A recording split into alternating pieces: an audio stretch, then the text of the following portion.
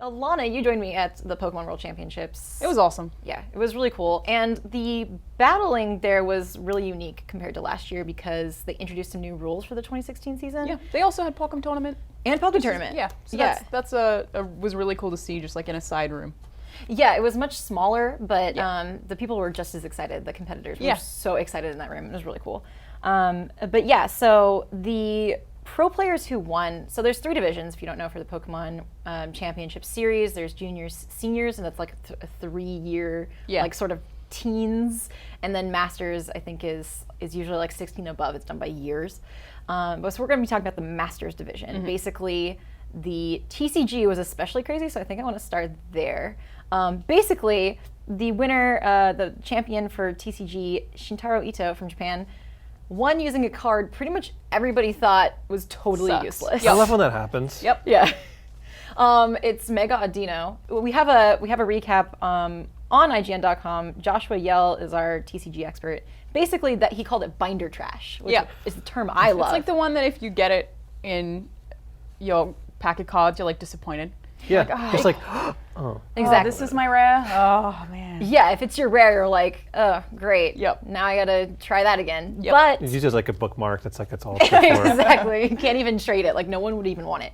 But basically, it was good for 2 main things that are really popular. Shaman EX, which has the same amount of HP as Mega Audino's move, which is Magical Symphony, which I keep wanting to call it something else. But Magical Symphony, I think it's 110 damage on Shaman EX is a 1-hit KO, and that gets you 2 prize cards. That's pretty because it's crazy. an EX. Yeah. And then the other thing is Night March decks were super popular. When I was at Worlds on Friday when it was starting, I was talking to players who were in the TCG, and I was like, oh, what are you using? This kid's like, I'm using Night March. And I was like, yeah, you are. Like, Night March, if you aren't familiar with Night March, it's every Pokemon in your discard pile that has the move Night March adds another 20 damage if you use Night March with your Pokemon that's active. That's crazy. So you just put a bunch of Night March Pokemon, and they're usually like first evolutions, so they're pretty They're all weak. like baby tier, like tiny hitters by themselves. Yeah, but it's super strong. The thing that Mega Audino can do with Magical Symphony is put 50 damage on a benched Pokemon.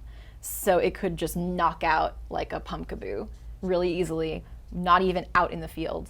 And so Shintaro Ito basically figured out how to use this card that no one would expect, which means no one had a counter for it. Right. And that was really, really fascinating because no one would have thought, like, we were all predicting, like, oh, maybe it's, Night March, or maybe it's the Vespiquen deck that's going to win. Nope. Mega Audino. Yeah, so that's like one of the big trends that I found talking to players while I was there, is they talk about their training being about them predicting what everyone else is going to have and then reacting to it. So they like actually make fake decks of what they think other players will have so that they can learn how to counter them properly. So the best way to beat everyone is to put in something that they wouldn't know how to counter, basically, which is exactly what happened to you. Yeah, and not everybody, I mean, there were other people who used Mega Audino, but not as effectively as Shintaro. Like, I think it's the combination of when you get a good pull, like a good draw, you have good luck, knowing how to take advantage of that luck is really big in the TCG. That's what wins you matches. This wins you $25,000, which is the prize for the TCG. It's a lot of money. And this year they finally introduced cash. It used to be scholarships. Now you could choose if you were over 18. So we like $25 cold hard cash. Yeah. Just give me the money. For that Pokemon. Do you remember when you were like a kid collecting Pokemon cards and I had a book that told me the projected values of Pokemon cards, and I was like, I'm gonna make so much money. And I had that with Magic the Gathering. I was like, Yeah. one day my giant box will be worth millions. Yeah, and I still have that binder, and I haven't sold a single one. Well, me because too. I don't want to. I don't want to sell them, Yeah. right? But if I had known, maybe I would have gotten better at the TCG, so I could win 25 grand. True, that's probably an easy way to do it. You don't need to sell them. You can just make a ton of money playing competitively. Yeah. Well, if you have any Mega Audinos, now is the time to sell them for some nice money, because it's That's true, actually. pretty popular. You probably won't be able to land a win with one again. Yeah. I anticipate because people are going to be Don't tell ready. them that when you sell it. Yeah, like I wonder if the cards that people use to win the competitive matches actually influence like resale prices. Oh, definitely. Really interesting. Kind of cool the way that card games evolve like that. Like the same things happen with Magic the Gathering. Yeah, it's like there's always like for like a season or two, there's 1 or 2 metas everyone kind of flocks towards, then people try and go around like, what's the perfect counter that what everyone else is using, and then they'll find that counter, and it's like a one-hit wonder, and then next season everyone's wary of that previous counter, so you can't do it again. Yeah. It's fascinating watching them evolve. It is. And the VGC metagame is like that too. So with the VGC championship this year, Wolff Glick, who was 2-time U.S. national champion, he's a repeat player. He didn't make it too far in Worlds last year. I mean, he was there at Worlds 2015 in Boston. But this was his year because basically with the 2016 competitive season, the Pokemon Company was like, you guys can use legendaries again. And everyone was like, oh no. Yeah, so Mewtwo is back being legal again, and Rayquaza, which is crazy. Yeah, not all of the legendaries. There's a distinction between legendary and mythical. So like Mew is mythical, but Mewtwo is legendary. Yeah, and same as Xerneas. Like a lot of people still had Xerneas. Xerneas is legendary, but like Jirachi is mythical. I have it like memorized. I'm not exactly sure what the distinction is. But so what happened was people were using Kyogre, Primal Kyogre, Primal Groudon, and Rayquaza, Mega Rayquaza were like the big ones I saw. I also saw a lot of Groudon Xerneas teams. Yeah, I saw a few Smeargles as well.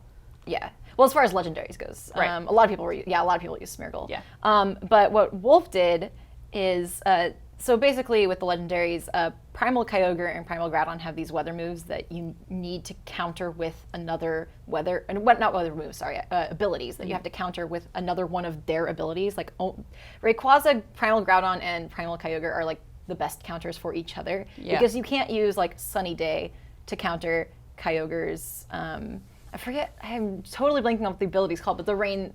I know that Groudon's is Desolate Land because I know more about Groudon than Kyogre, but. So you can't use Rain Dance to counter Desolate Land. Yeah. You have to counter it with like Airlock or something, an ability like that. So there was a lot of switching going on this year. Like a lot of people were just switching out rapidly and trying to kind of checkmate each other. So what Wolff did is his whole team was built around just switching and messing with his opponent, and appointing Pokemon to certain roles. Did he call his team the Switcheroo? I wish he had, but basically, cool. So in addition to having, so he's basically controlling the field. So in addition to having Rayquaza and Kyogre, he had a Raichu with Volt Switch, and if you don't know, Volt Switch attacks and then switches you out. And his Hitmontop had the eject button, which it switches you out as soon as you're hit. So his whole team was built to just totally screw with what you think is going to happen next. And he's really good at predicting his opponent. And basically, he won because he outmaneuvered and outpredicted all of his opponents. And so it was like switching to the nth degree. Yeah. And it was just... It's hard to say, like, that's not as shocking sounding as this card that nobody knew totally crushed everyone. This is more subtle. This is tactics. It was, and some pretty extreme mind game. It was so calculated and crazy to watch, and people were like cheering his name. Yeah, like, so the first match actually timed out because there was so much switching that it was just like, you know, he plays really defensively and he always has, but this time it was like entirely just based on switching, and I think he basically ended up getting through that just by managing to defend every single Pokemon and doing a small amount of damage to his opponent, but it just meant that he destroyed without really attacking very much. It was like the opposite of how I used to play Pokemon. Right, like he, instead of, you know when you're like a kid and you take your starter and you just crash through the whole game? He didn't attack too much. His opponent, Jonathan Evans, had Mega Gengar, which has Shadow Tag, which doesn't allow you to switch out. So his opponent like came prepared to counter switching. But he would target that Gengar, and that's where he targeted his damage. And then as soon as Gengar was done, it was like, now protect Kyogre, because no other team that had Kyogre and Rayquaza was really good at the longevity of the Kyogre. He's like the only one who really was able to keep Kyogre alive and doing things. And I think that's where he had the advantage over everybody else. That's what made him the champion. Having that Pokemon alive at the end, like if you're playing down the clock and switching out, like having your Pokemon alive at the end of it is probably what wins it for you. Yeah. And also just disrupting Jonathan, like Raichu has Lightning Rod, or his Raichu has Lightning Rod. So Jonathan's Kyogre used Thunder, didn't realize Raichu was going to be out on the field because it was Hitmontop.